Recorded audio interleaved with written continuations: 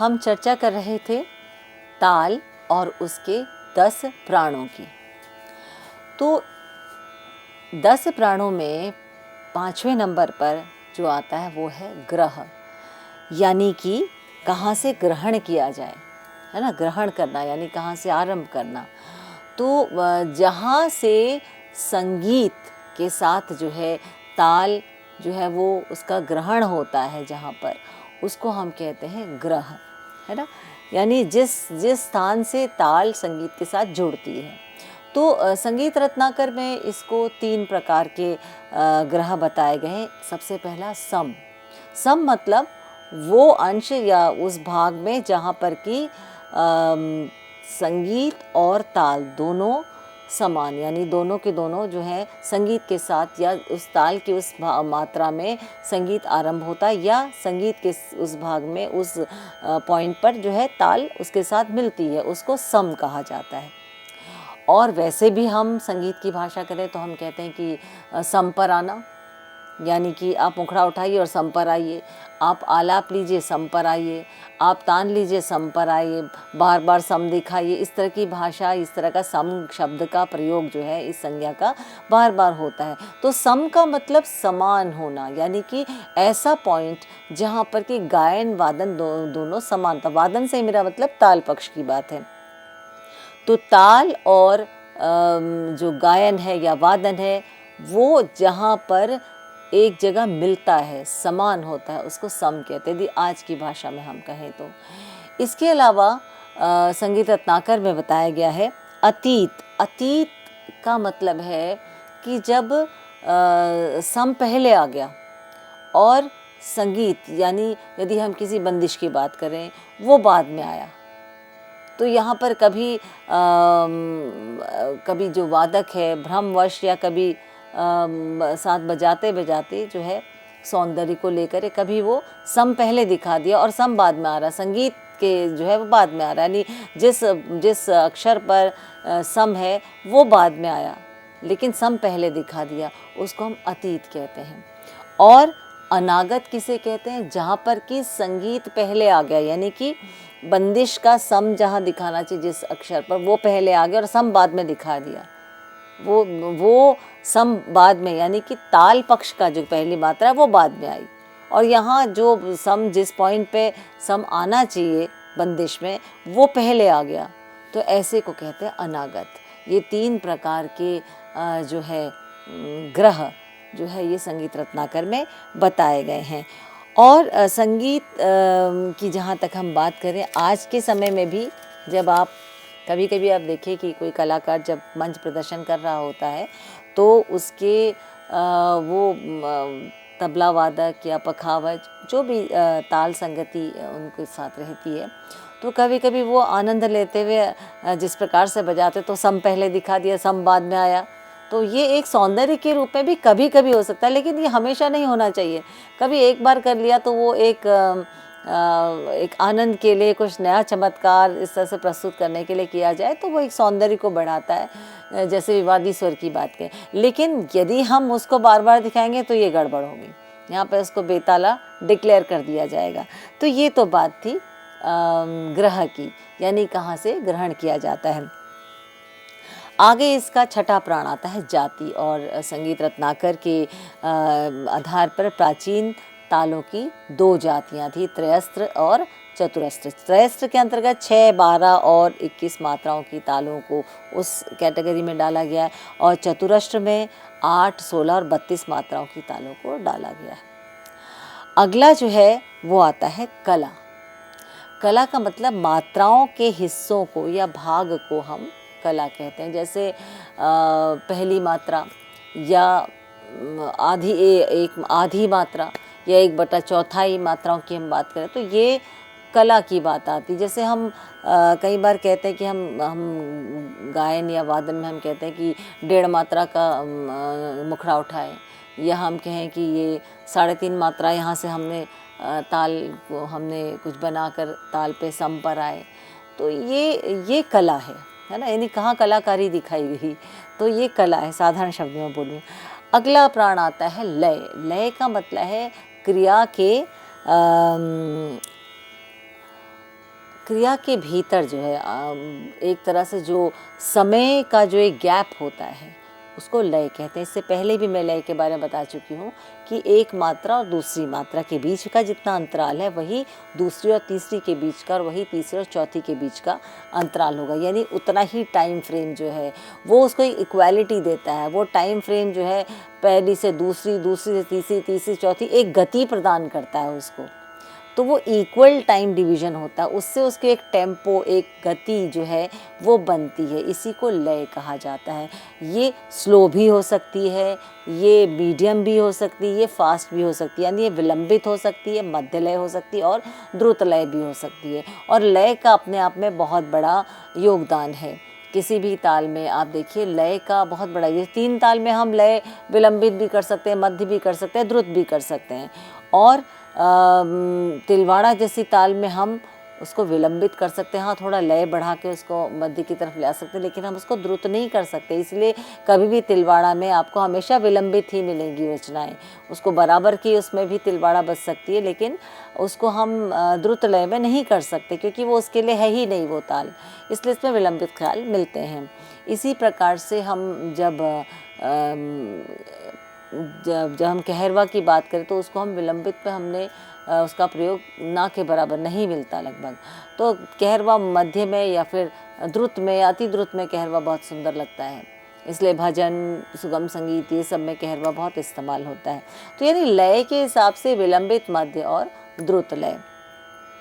अब इसके बाद आता है यति। यति यानी ताल शास्त्र में गीत के प्रयोग के जो नियम होते हैं। भाई ताल शास्त्र के अंतर्गत भी गीत के प्रयोग कैसे किया जाए, इसका भी एक शास्त्र होगा, इसका भी एक नियम होगा।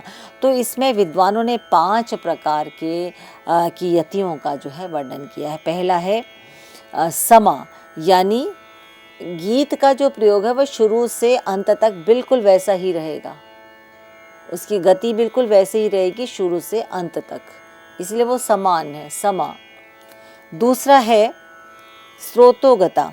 स्रोतोगता में क्या हो कि कोई भी गीत है वो शुरू में विलंबित लय है, उसके बाद मध्य लय आएगा और फिर द्रुत लय आएगा, तो इसीलिए इसको स्रोतोगता बोला गया है। उसके बाद आता है गौपुच्छा। गौपुच्छा में पहले द्रुत लय आएगी, फिर मध्यम लय आएगी, फिर विलंबित आएगी। तो यानी पहले वो फास्ट से शुरू होगा, द्रुत लय तेज़ गति में, फिर वो उसकी लय थोड़ी कम होगी, मध्यम, फिर उसकी लय बहुत स्लो हो जाएगी जो कि विलंबित का द्योतक है। इसको गौपुच्छा कहा जाता है। इसके बाद आता है मृदंग। मृदंग में क्या है कि द्रुत लय है, फिर मध्य है और फिर दोबारा से द्रुत लय है। यानी फास्ट टेम्पो में शुरू होगा, बीच में मीडियम होगा, फिर फास्ट टेम्पो में होगा। तो इस प्रकार की जो लय बनती है, इस प्रकार से जब बजाया जाता है तो उसको हम कहते हैं आपकी मृदंग की। अब अंतिम आती है पीपलिका। पीपलिका यति में क्या है कि मध्य लय से शुरू होगा, बीच में द्रुत लय आएगी और फिर मध्य लय पर इसका समापन होगा। तो इस प्रकार का जो एक टेम्पो बनता है, मध्य लय, द्रुत लय, फिर मध्य लय, इसको हम कहते हैं पीपलिका। और ये एक वेरिएशन देता है ताल के, उसमें देखा है तो संगीत के साथ जब इसका प्रयोग होता है अलग अलग वेरिएशन भी इसमें आती है। और अंतिम जो प्राण है वो है प्रस्तार। प्रस्तार का मतलब होता है विस्तार करना, टू एक्सप्लोर। तो ताल में भी विस्तार होता है, ताल के हिसाब से भी। अब ताल में विस्तार करने में क्या क्या चीज़ें सहायक होती हैं, उसकी मात्राएं स्वाभाविक है, उसका विभाग, उसकी मात्राएं, उसकी ताली खाली, आवर्तन, उसकी लय, उसकी ये सभी चीज़ें उसके विस्तार करने में उसको सहायक होती। जैसे कि संगीत की हम बात करें, हम रागों की बात करते तो उसका विस्तार हमें पता है कि राग में ये आरोह है, पकड़ है, इसमें ये मुख्य स्वर संगतियाँ हैं, इसमें ये स्वर संगतियों के साथ इन स्वरों को जो है वर्ज किया जाना चाहिए और किन स्वर को मींड से आना चाहिए, कैसे जो है तार सप्तक में कैसे आना चाहिए, राग के अंतर्गत क्या मंद्र और मध्य में ही राग ज़्यादा खिलता है या मध्य और तार में या तीनों सप्तकों में। तो ये विस्तार में सहायक होता है। हम भोपाली की बात करें तो भोपाली तीनों सप्तकों में गाए जाने वाला राग है और भोपाली में मंद्र मध्य में बहुत सुंदर उसकी उसका विस्तार बहुत सुंदर लगता है। तो हम जब विस्तार करेंगे तो हम मंद्र को भी बहुत एक इम्पॉर्टेंस देंगे, मध्य को भी देंगे, फिर हम बाद में तार सप्तक में तो आ ही जाता है।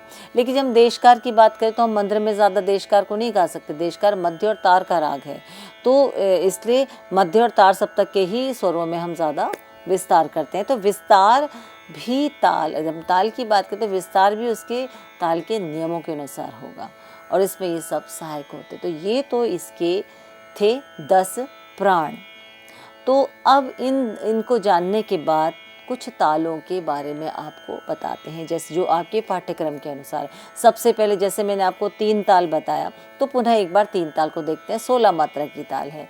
धा धिन धिन धा, धा धिन धिन धा, धा तिन तिन ता, ता धिन धिन धा धा। इसको हम यदि द्रुत लय में लें यानी फास्ट टेम्पो लय में तो कैसे होगा? धा दिन दिन दा, धा दिन दिन दा, धा तिन तिन ता, ता दिन दिन दा, धा दिन दिन दा, धा दिन दिन दा, तिन तिन ता, ता दिन दिन दा, धा। अब ये जो तबले पर बज रहा है पूरा 3 ताल के बोल, इसको हम कहते हैं ठेका। और ये सर्कल एक बार ख़त्म होता है 16 मात्रा की, दोबारा से उसको क्या कहते हैं? आवर्तन कहते हैं। जहाँ पर ताली दे रही हूँ इस क्रिया को ताली कहते हैं, और निशब्द क्रिया को हम खाली कहते हैं। तो ये थी 3 ताल। अब 3 ताल को विलंबित में भी ले सकते हैं। तो विलंबित में 3 ताल कैसे, यानी स्लो हो गया। धा धिन धिन धा, धा इससे भी कम हो सकती है। धा घे घे धिन धिन धा, धा धिन धिन धा, धा तिन तिन ता, ता धिन धिन धा, धा। तो ये एक तरह से, क्योंकि विलंबित स्लो रचना जो है इसमें गाई थी। अब एक बंदिश इसकी उदाहरण के तौर पर देख दिया है तो राग जौनपुरी की बंदिश है। कैसे के धारू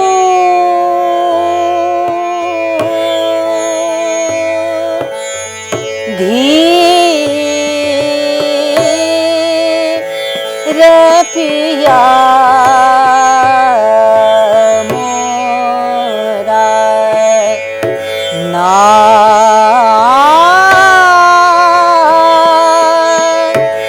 माने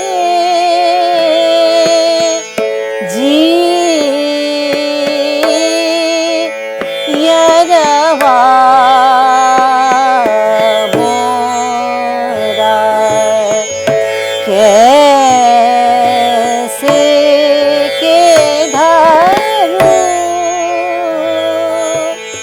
अब ये तबले पे ताल चल रही है, ठीक है। ये विलंबित रचना को जैसे हम गाते हैं उसमें हम अपना आलाप करें और फिर मुखड़ा उठाएं। तो विलंबित में कैसे के दरू धीरा पिया, कैसे के धरू धीरा, कैसे के धारू। तो जहाँ रूप है सम है तो तबले की पहली मात्रा उस पे आती है। अब देखिए स्लो है इसका टेम्पो। अब यदि इसको हम फास्ट में करते हैं तो पायल की झनकार बेरनिया झन झन बाजे कैसे बोरी, पिया से मिलन को जाऊं अब मैं पायल की झनकार बेरनिया, पायल की झनकार बेरनिया। अब ये उदाहरण दे दिया इसके द्रुत का। देखिए टेम्पो जहाँ कम हुई, लय कम हुई, वो विलंबित हो गया। बीच की होती है तो मध्य, और जब इसको फास्ट करते हैं तो वो द्रुत कहलाती है। अब इससे पहले आपको एक ताल भी बता दी गई है। अब हम कहरवा पे आते हैं कि कहरवा ताल क्या है। कहरवा ताल 8 मात्रा की ताल है, जो जिसमें 2 विभाग हैं। पहले में धा, गे, ना, ती, न, क, धी, ना। तबले पे कैसे आएगा? धा, गे, ना, ती, न, क, धी, ना, धा। तो ये 3 कहरवा जो है ये 8 मात्रा के। लेकिन कहरवा ज़्यादातर द्रुत में बहुत खूबसूरत तरीके से बजता है। धागे नाती नक धीना, धागे नाती नक, यानी एक ताली और एक खाली, सशब्द और निशब्द क्रिया इसमें जो है आती है, क्योंकि 2 ही भाग हैं। और यदि इसको और फास्ट कर दिया जाए तो धागे नाती नक धीना, धागे नाती नक धीना, धागे नाती। तो ये आपके द्रुत लय है जो ज़्यादातर सुगम संगीत में, भजनों में, इस तरह के यानी लाइट म्यूज़िक के साथ बहुत इस्तेमाल होता है। हाँ, उपशास्त्रीय संगीत में एक दादरा नाम की एक गायन शैली है, जिसमें कि दादरा ताल तो है, लेकिन कहीं कभी कभी कहरवा ताल में भी कुछ दादरा जो है वो मिलते हैं। तो अब ये देखिए, इसका यदि उदाहरण एक ले लिया जाए तो भजनों में तो बहुत इसका इस्तेमाल होता है। जैसे भजो रे भैया राम गोविंद हरे, भजो रे भैया राम गोविंद हरे। तबला बज रहा है। अब कहाँ पे? धागे ना तिनक धीना, धागे ना तिनक धीना, फास्ट चल रहा है। राम गोविंद हरे भजो। अब ये जो गति है इसकी, है ना, इसमें आप देखिए धागे ना तिनक धीन, ये धागे ना तिनक धीना, धागे ना तीन। अब देखिए मैंने विभाग ताल दी, है ना, तो एक आवर्तन जल्दी खत्म हो जाती है। इसमें मात्रा ताल देने का कोई मतलब ही नहीं है। और इसमें आपके इसीलिए लाइट म्यूज़िक या भजन गीत का ये सब इसमें बहुत खिलते हैं। चलचित्र या फिल्मी म्यूज़िक में भी बहुत इसका इस्तेमाल हुआ है। अब इसमें कुछ और भी देगा। गुरु पूरन दातार हमारे, गुरु पूरन दातार हमारे, गुरु पूरन दातार। अब ये भी एक भजन है जो इसमें आया है। अब ये कहरवा जो है वो लोकगीतों में भी बहुत इस्तेमाल हुआ है, जिसका ठेका है, और फिल्मी संगीत में तो बहुत अधिक इस्तेमाल होता है। तो ये 8 मात्रा का ये कहरवा ताल है। अब एक ताल आता है, वो है दादरा। दादरा ताल कैसी है? 6 मात्रा की। धा, धी, ना, धा, ती, ना, या उसको धातु ना भी बोलते हैं, धाती ना भी बोलते हैं। धा, धी, ना, धा, ती, ना, धा, धी, ना, धा, तू, ना, धा। 6 मात्रा की ये ताल है, जिसमें कि 2 विभाग हैं। पहले विभाग में 3 मात्राएं, दूसरे में भी 3 मात्राएं हैं। और हमने पहले में ताली धा, धी, ना इस प्रकार से 2 फिंगर से दिखाया, खाली धा, ती, ना या धातु ना। तो जब हम उसको लय बढ़ा कर गाते हैं तो इस प्रकार से धा, धी, ना, धा, ती, ना, धा। अब इसमें दादरा में भी बहुत सी रचनाएं हैं जो बहुत सुंदर लगती हैं।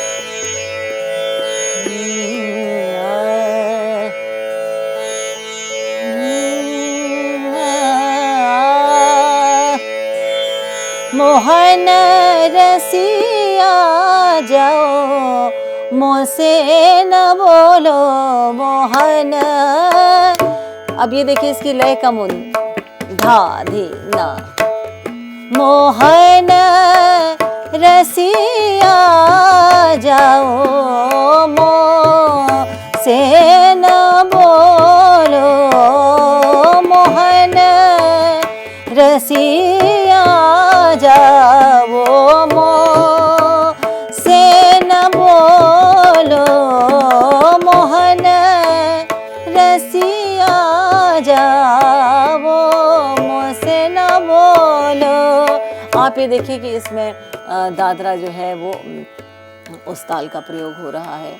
तो हर ताल को जो हमारे भारतीय संगीत में जो ताल बताई गई हैं उनका मात्र वो कहने मात्र की ताल नहीं है कि भाई उसका ठेका लगा दिया और गायन के साथ या वादन के साथ जो है वो बजा, पर उसका पूरा एक अपना शास्त्र है। ताल शास्त्र भी अपने आप में बहुत महत्वपूर्ण है, जिसका न केवल आधुनिक समय में मिलता बल्कि पुराने ग्रंथों में भी ताल के बारे में बताया गया है, जिसमें कि पूरी ताल का जो पूरा शास्त्र है उसके बारे में पूरा डिटेल्ड प्रकरण जो है अध्याय विभिन्न ग्रंथों के विभिन्न अध्यायों में ताल प्रकरण जो है एक विशिष्ट रूप से आता है, क्योंकि वो बहुत इम्पॉर्टेंट है। इसलिए ताल को जो है वो बहुत महत्व देना चाहिए। संगीत जब हम सीखते हैं तो हमें मात्र ये नहीं कि हम गा रहे हैं या हम किसी वाद्य को बजा रहे हैं, हमें उसके ताल का पूरा ध्यान रखना चाहिए कि ताल भी उतनी इम्पॉर्टेंट है। जब ताल में हम पक्के होंगे तभी तो हम अपने संगीत को सही तरीके से चला पाएंगे। आपने एक छोटा सा उदाहरण मैं आपको दूं कि जब हम स्कूलों में विशेष तौर पर या कभी आर्मी बैंड को सुनिए तो एक मार्च पास्ट होती है, उसमें जब एक ड्रम के साथ जब बजाया जाता है तो उसमें भी तो ताल है। तो वो जो ड्रम के साथ जब बजाए तो स्वाभाविक है कि हमारे शरीर की जो प्रतिक्रिया होती है उस ताल को सुनने के बाद, तो हमारे पैर जो है खुद ब खुद उसी लय के हिसाब से उसी ताल के हिसाब से उठने शुरू हो जाते हैं। उसमें हम जैसी वो ताल बजेगी हमारा पैर स्वयं उठेगा और अपने आप ही पैर नीचे आएगा, या हमारा जो हाथ है वो आगे पीछे जो मार्च पास्ट के समय करने की जो प्रक्रिया होती है उसमें वैसे ही आगे जाएगा वैसे ही पीछे जाएगा। और यदि वो कहीं पे उस तरीके से नहीं आ जा रहा है तो एक समय के बाद जब लगातार हम ताल के साथ उस ड्रम की बीट्स के साथ हम चलते हैं तो हम जो है हमारे हाथ पाँव बिल्कुल उसी तरीके से चलने शुरू हो जाते हैं। क्यों? क्योंकि ताल आपको अनुशासन में लेकर आती है। ताल आपको एक मजबूत आधार प्रदान करता है और उसी के हिसाब से हमारा शरीर धीरे धीरे रिएक्ट करना शुरू करता है। और क्योंकि वो स्पंदन जो है, जो वाइब्रेशन हमारे शरीर को जो छूता है, तो उससे जो है एक शरीर में एक अलग तरह की एक झटका लगता है, हम ये कहें तो वो हमारा शरीर उसी प्रकार से चलने लगता है। इसलिए ताल बहुत ज़रूरी है। और ताल की बात करें तो एक ताल और आती है, उसका नाम है झप ताल। झप ताल 10 मात्रा की ताल है। उसके बोल क्या हैं? धी ना, धी धी ना, ती ना, धी धी ना, धी, यानी 10 मात्रा की ताल है। उसमें 4 विभाग हैं। तो पहले विभाग में धी ना 2 मात्राएं हैं, दूसरे विभाग में धी धी ना पुनः 2 विभाग हैं, 2 मात्राएं हैं, 3 मात्राएं हैं दूसरे भाग में, यानी पहले में 2 मात्राएं, दूसरे भाग में 3 मात्राएं, तीसरे में खाली दिखाते हैं धी ना, धी धी ना, ती ना, धी धी ना, धी, यानी तीसरे भाग में खाली दिखाई जाती 2 मात्राएं हैं। और चौथे में पुनः ताली के साथ आते हैं, उसमें भी 3 मात्राएं हैं। तो यानी 2-3-2-3 का डिवीजन है। धी ना, धी धी ना, फिर खाली ती ना और फिर धी धी ना। लेकिन इसकी एक लय होती है, हम ऐसे ताल को नहीं दे सकते धी ना, धी धी ना, ती ना, धी धी ना, ऐसे नहीं दे सकते। एक टेम्पो होता है, एक गति होती है, उस लय के अनुसार ही हमें चलना पड़ता है। क्योंकि लय आपको जैसे मैंने बताया कि टाइम का कैसे डिवीजन है, तो धी ना, धी धी ना, ती ना, धी धी ना, धी। तो ये थी झप ताल। यदि हम इसको विलंबित करें तो हम उसकी मात्राओं को, उसकी गति को और कम कर सकते हैं। यदि हम उसको, हालांकि झप ताल मध्य लय में अधिक जो है खिलती है। झप ताल को हम बहुत फास्ट, उसमें हमने कम नहीं देखा झप ताल को। हाँ, मध्य लय चलती है, थोड़ा सा यदि बनाए तो बहुत अधिक द्रुत लय में झप ताल में रचनाएं बहुत कम या ना के बराबर मिलती हैं। तो ये बहुत ही महत्वपूर्ण तालें हैं। एक विद्यार्थी जब 3 ताल सीखते हैं, जो कि बड़ा बेसिक ताल, सबसे पहले वही सिखाया जाता है, तो उसमें हालांकि ये आगे के सेमेस्टर्स में ये चीज़ें हैं, लेकिन फिर भी यहाँ बता देना ज़रूरी है कि 3 ताल से मिलती जुलती एक और ताल है, उसका नाम है तिलवाड़ा ताल। तिलवाड़ा ताल भी 16 मात्रा की है। तिलवाड़ा ताल भी तबले पर बजाई जाने वाली ताल है। तिलवाड़ा ताल में भी 4 विभाग हैं। तिलवाड़ा ताल में भी प्रत्येक विभाग में 4-4 मात्राएं हैं।